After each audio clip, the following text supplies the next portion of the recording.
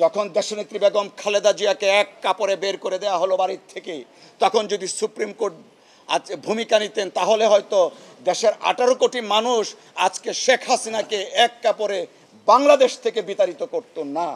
মাননীয় প্রধান বিচারপতি, নবনিযুক্ত প্রধান বিচারপতি ওনার বক্তব্যে টোটাল বাংলাদেশের আর্থ সামাজিক রাজনৈতিক প্রেক্ষাপট প্রতিফলিত হয়েছে।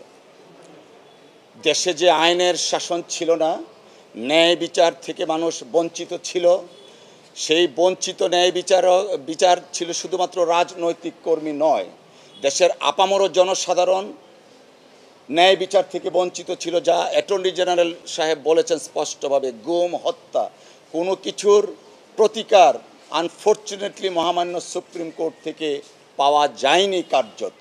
অর্থাৎ মাননীয় প্রধান বিচারপতি সর্বশেষ উনার শ্রদ্ধেয় পিতার লেখনী থেকে যে রেফারেন্সটা দিয়েছে, সংবিধান হচ্ছে শাশ্বত এবং জীবন্ত। সংবিধানের যে ব্যাখ্যা এবং প্রয়োগ যখন না থাকে তখন সেটা হয়ে যায় একটা মৃত। আমরা গত 15 বছর সেই আনফর্চুনেটলি মৃত সংবিধানকে পেয়েছিলাম মহামান্য সুপ্রিম কোর্টের মাধ্যমে, যে কারণে আজকে বাংলাদেশে হাজার হাজার মানুষ নিগৃহীত হয়েছে, শত শত মানুষ রক্ত ঝরেছে। তৎকালীন সময়ে যদি তত্ত্বাবধায়ক সরকার ব্যবস্থা এই মহামান্য সুপ্রিম কোর্টের মাধ্যমে অ্যাবলিশ করা না হতো, দেশ হতো আজকে এই পর্যায়ে আসতো না। যখন দেশনেত্রী বেগম খালেদা জিয়াকে এক কাপড়ে বের করে দেওয়া হলো বাড়ির থেকে, তখন যদি সুপ্রিম কোর্ট ভূমিকা নিতেন তাহলে হয়তো দেশের 18 কোটি মানুষ আজকে শেখ হাসিনাকে এক কাপড়ে বাংলাদেশ থেকে বিতাড়িত করত না।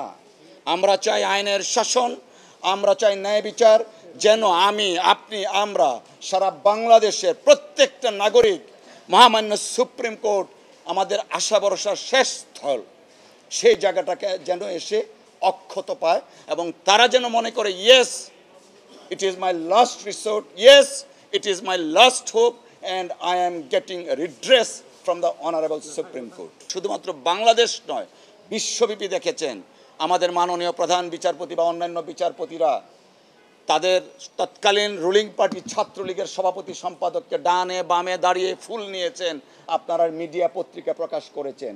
বাংলাদেশের ইতিহাসে কেন, কোনো বিশ্বের কোনো রাষ্ট্রের ইতিহাসে মাননীয় প্রধান বিচারপতি কখনো এরকম করেননি। যা দেশনেত্রী বেগম খালেদা জিয়ার প্রতি অন্যায় করা হয়েছে, এরকম জনাব তারেক রহমান সাহেব লোয়ার কোর্টে অ্যাকিউটেড ছিলেন, তাকে অ্যাপিলেট ডিভিশনে কনভিক্ট করা হয়েছে। বেগম খালেদা জিয়ার 5 বছরের সাজা 10 বছর করা হয়েছে, 3 মাসের সময় দিয়ে আপিল শুনানি করা হয়েছে। এই যে ন্যায় আপনার অন্যায়গুলো হয়েছে, আমি একটা উদাহরণ দিলাম, এইরকম শত সহস্র উদাহরণ দেওয়া যেতে পারে। আমার মনে হয় আইনজীবী হিসাবে তিনি বুঝাতে চেয়েছেন গত 15 বছর যে অন্যায়গুলো হয়েছে, মানুষের প্রতি যে অবিচার করা হয়েছে, সেইগুলা যাতে আর ভবিষ্যতে বা এখন থেকে না হয়। গণতান্ত্রিক যে ধারাবাহিকতা ছিল, স্বৈরাচার বিরোধী আন্দোলন করতে গিয়ে তৎকালীন সময়ে 3 জোটের রূপরেখা ছিল তত্ত্বাবধায়ক সরকার, রূপরেখার ফসল। সেই তত্ত্বাবধায়ক সরকার ব্যবস্থা কায়েমের মাধ্যমে দেশে কিন্তু হাঁটি হাঁটি পা পা করে গণতন্ত্র সুপ্রতিষ্ঠিত হতে যাচ্ছিল। তারই ধারাবাহিকতায় কিন্তু বাংলাদেশে দেশনেত্রী বেগম খালেদা জিয়ার নেতৃত্বে সর্বপ্রথম বাংলাদেশের সংসদীয় গণতন্ত্র পুনঃপ্রতিষ্ঠা হয়েছিল। গণতন্ত্র যখন হাঁটি হাঁটি পা পা করে প্রতিষ্ঠিত হতে যাচ্ছিল, তখন এই খায়রুল হক সাহেব তার একক সিদ্ধান্তে তৎকালীন সময়ে আওয়ামী লীগের প্রভাবে প্রভাবিত হয়ে একক সিদ্ধান্তে তত্ত্বাবধায়ক সরকার ব্যবস্থা অ্যাবলিশ করে দিলেন।